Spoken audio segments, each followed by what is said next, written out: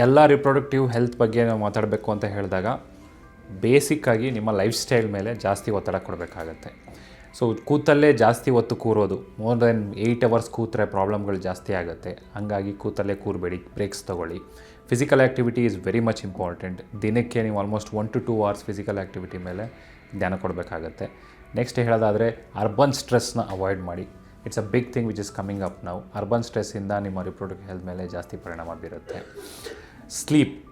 Sleep ಅನ್ನೋದು ತುಂಬ ಉತ್ತಮ, ಬಿಕಾಸ್ ನಿಮ್ಮ ಟೆಸ್ಟೋಸ್ಟಿರೋನ್ ಜಾಸ್ತಿ ಆಗೋದೇ ನೀವು ಮಲಗಿದ್ದಾಗ.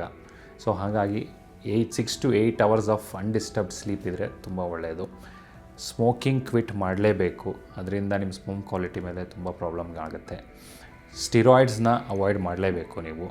ಅದ್ರ ಜೊತೆಗೆ last and most important thing is protein supplement. Unregulated protein ಸಪ್ಲಿಮೆಂಟ್ಸ್ನ ತೊಗೋಬೇಡಿ, ಅದರಿಂದ ಅನಬಾಲಿಕ್ ಸ್ಟಿರಾಯ್ಡ್ಸ್ ಆ್ಯಡ್ ಮಾಡಿರ್ತಾರೆ. ಅದ್ರ ಜೊತೆಗೆ ಹೆವಿ ಮೆಟಲ್ಸ್ ಇರುತ್ತೆ.